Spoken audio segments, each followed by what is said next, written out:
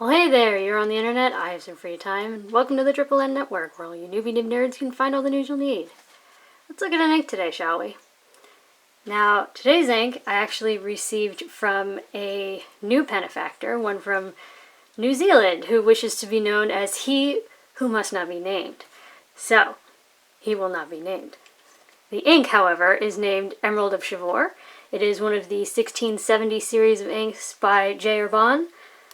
This is the most recent one. The camera is actually darkening the color of the ink up a little bit. It's actually kind of almost like a dark teal, and hopefully, yeah, there's a lot of glitter in this.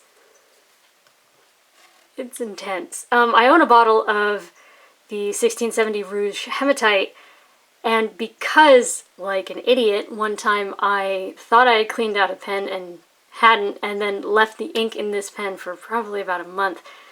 It dyed the feed red and made it sparkly.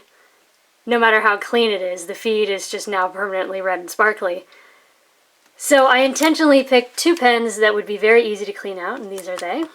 This is a JinHao X450, and I love my X450s because they tend to be pretty broad and pretty wet, and this one is.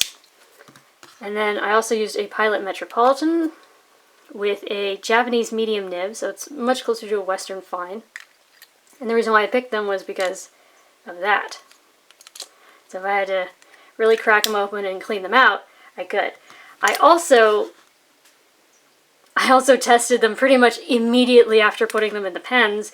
A, because I was excited. B, because he who must not be named requested that I review this ink first, and I wanted to get on it. And because I've heard things about this ink in particular drying in the pen, and I didn't want to risk it, and so yeah. All right. Now I wanted to try and find some comparables. The thing is, there really isn't anything comparable to this, really. I even looked at the Shimmer-tastics, because he who must not be named sent me all 10 of the Shimmer-tastics. And Magical Forest, which is their green one, didn't really match, and then the Shimmering Seas didn't really match, so I mostly went with inks that look like the base color, which was sort of the best I could do. So here we have Noodler's Turquoise, which is actually not super turquoisey in itself. It's actually a very dark sort of teal, and they're actually remarkably close, like through here. So there's that. Sailor's Gentle Yamadori, which I believe means copper pheasant. And the reason why I picked this is because through here, you see this bit right there? That's very similar to this, but also, I hope this will show up, there's a red sheen. And the thing is, this ink has gold glitter and red sheen, so thought that was accurate. Montblanc's Blue Hour. It's blue with green and it has red sheen, but it's not quite the same color. And then Noodler's Aircore Blue Black, which is actually a dark green, and I picked it because the darker parts through here look very similar to the lighter parts through here. So there you go. All right, comparison time, and I've once again forgotten to get my pointy object. So I wanted to see what this ink could stand up against. And the answer is not much, because this ink, much like Rouge Hematite, will just make a mess. It won't stand up to much, but it'll, when you start moving it around with anything, it'll just make a mess. So water test, as you can see, I mean, it just made a big old mess. The stuff underneath is breaking up. 1/3 bleach solution really got things moving, but it also turned it kind of pink. Ammonia pen flesh really got it moving, and hydrogen peroxide really got it moving, but I feel like anything wet would get it moving. Yeah. So, chromatography. This was somewhat amusing. So all of the glitter, or I'd say 90% of it, stayed where the initial drop was. So you can tell where the initial drop was. And I think just because it was too dense to move through the filter, that's why it stayed there. And then there's nothing, nothing, nothing, nothing. And then there's sort of like a sea foaminess, and then a dark teal, and then an almost black teal up at the top. And then here's where I let it dry. Yeah, they're identical. All right, paper test. Top down in density, Clairefontaine, 90 grams per square meter. Now, I don't know. I don't know how to describe this ink. It is insane. It's insane. This sheen is nuts. And then here, if you look at the top scrubby, right here, do you see how there's red and gold? Well, the red, I think, just comes from this teal ink. Like if you didn't shake up the vial, you know, and let all the glitter settle and just like pulled this green ink out and started to use it, it would have this red sheen. But then there's gold glitter in it on top of that, and that's why you sort of get two colors, despite the fact that there's only gold glitter down at the bottom. Okay, so this ink, for all its density, because the green ink itself is very saturated, and then on top of that, it's got gold particulate in it. So I was expecting pretty drawn out dry times. The thing is, comparatively, for something this filled with stuff, it dried fairly quickly. That Japanese medium took 7 seconds. The broad and wet JinHao took 18.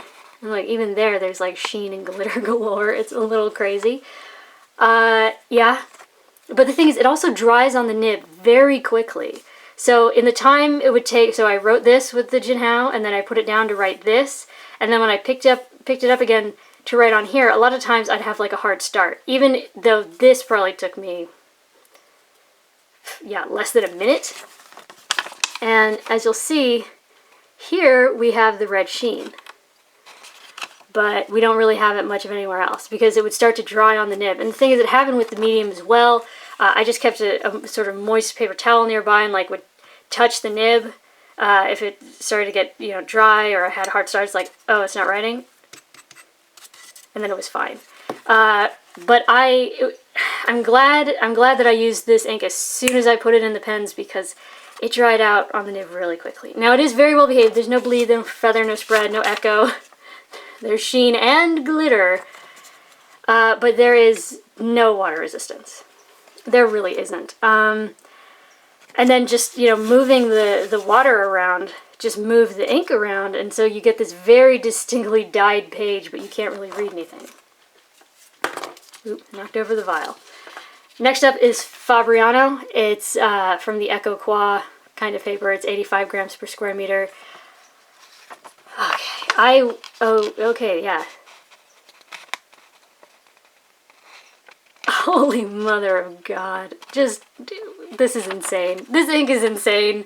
I sometimes get overwhelmed with the rouge hematite, and that stuff is really sparkly. This, it almost verges on terrifying, because if you've ever accidentally opened something that had glitter in it, it's never coming out of anything. It's never coming out of your hair, your clothes, your carpet, your bedding. Doesn't matter. It's not coming out. So I just have this inherent fear of glitter, and this is terrifying. But anyways, the Japanese medium, again, took 7 seconds. The brown and wet JinHao took 17. And again, so I did this, and then I picked up this medium, and you can see that there was a hard start. And when the time it took to write this, when I picked this up again, see that red sheen? Because it dried out. It dries on the nib extremely quickly. And here, when I finish writing this, there's red sheen on that S in the still. So, something to be aware of. Maybe it's just my sample, but I doubt it. Honestly, I think I might enjoy this ink more if I diluted it a little bit, just thinned it out a little bit. It was really intense. But yeah, very well behaved. No bleed, no feather, no spread, no echo. Definitely some sheen and lots of glitter, but again, there's no water resistance, and it made a huge mess. Just an enormous mess. So, yeah. Next up is Rhodia, 80 grams per square meter, where, again, there's just so much glitter. Oh my God. I used to be an assistant teacher in a kindergarten art class. I have a fear of glitter. It's just, it never goes away. And this is like terrifying for me a little bit. Yeah, so medium, 7 seconds. Brown wet JinHao, 17. So, I mean, because look at how dense this color is in this smear, right? That's very solid color, and it's fairly dark. just the ink itself is very intensely thick. And then all this, it's impressive how quickly it dries. The problem is it also dries on the nib very quickly. So that can be a bit problematic. Like here in the S, again, hard starts. But yeah, again, no bleed, no feather, no spread, no echo, lots of sheen, lots of glitter. But here, and I was not expecting this considering, well, as you'll see, all the other tests, but there was a little bit left behind. The thing is, it also kind of started to come through the paper. I mean, maybe there was something wrong with the paper, but still. So you can read a little bit, but I think that's a flaw in the paper. And once again, it absolutely dyed the page and made a bit of a mess.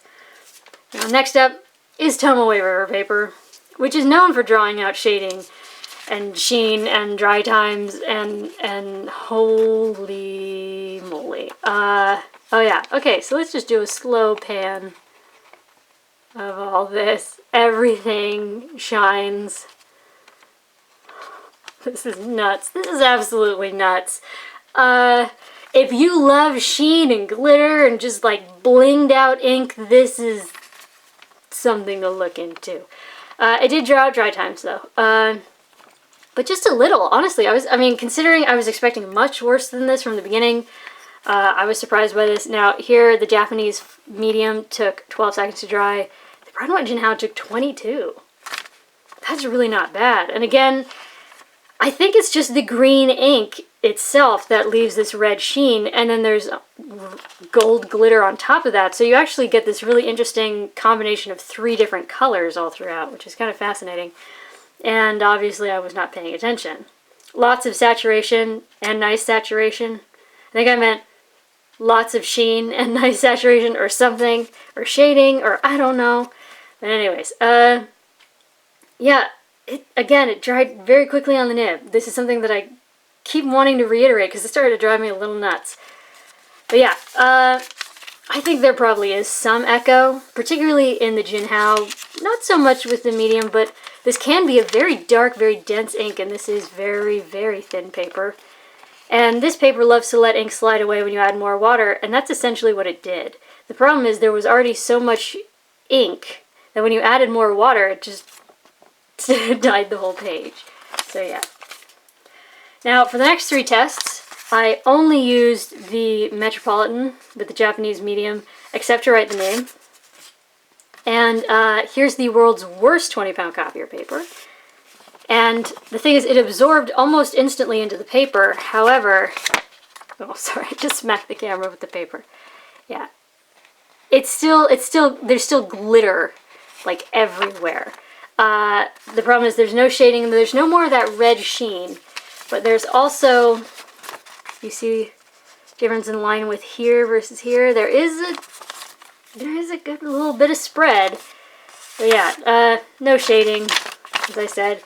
I was expecting much more bleed. There is like a good bit, you know, like you can kind of sense what's there.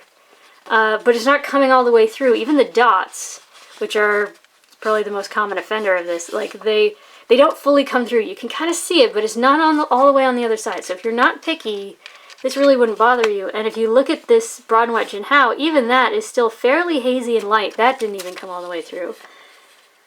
Now, this paper does tend to freak out when you add water. However, more absorbent papers tend to sort of draw the ink in, make it harder to wash out. So we kind of just got a mess. That would not be easy to recover in the slightest, because half of it exploded and half of it washed away, and it's just a mess. I would not want to have to recover something after that. Next up is Mead Notebook Paper, and this is, so there are different types of Mead paper. There's the kind you get in like the lab books, like the composition books, that has a texture that's more like newsprint almost, and this is that kind of Mead. I do occasionally use another kind that you get in like the spiral binders, the 5-star. That has a different texture. That one has been feathering a lot lately. This one, we don't really get feathers. This is the newsprint type. We don't really get many feathers. We do get a little bit of a woolliness, but we also don't get nearly as much spread. We still get some, but not nearly as much. And we still have glitter. I don't know if the camera's going to be able to catch it there. The scrubby. See the little bits of gold glitter? Yeah. But yeah, the thing is, since this is more like newsprint, it's very cheap. So as you can tell, because you know that's the top of the page, this is the edge. So there is going to be some environmental factors, just because that's the way this paper is pressed. We do have more of an echo. We do have some bits that almost come all the way through. Again, it's largely dots, but now this paper does tend to freak out when you add water, and it kind of did. And again, since it's an absorbent paper, it drew it in, didn't want to let it wash out, so it only kind of half washed out, dyed the page.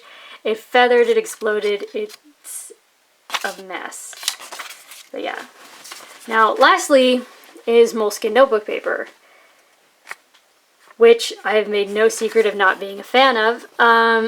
However, this really didn't do too bad. We do have some feathering. Again, on the Mead, it absorbed almost instantly. Here, it took 4 seconds, which kind of makes sense. I mean, this is a very dense ink, and there's glitter. And what's weird is it's harder to see the glitter on here. I don't know why, but there you go. But we didn't get much feathering. We got a couple, but they're not obvious and they're not everywhere. There is a woolly texture, but we don't get a lot of feathering. And again, there's no shading. There is a good bit of bleed and near bleed, but I mean, Mead is, or not Mead, Moleskine is just a terrible paper. It'll do that. So, yeah.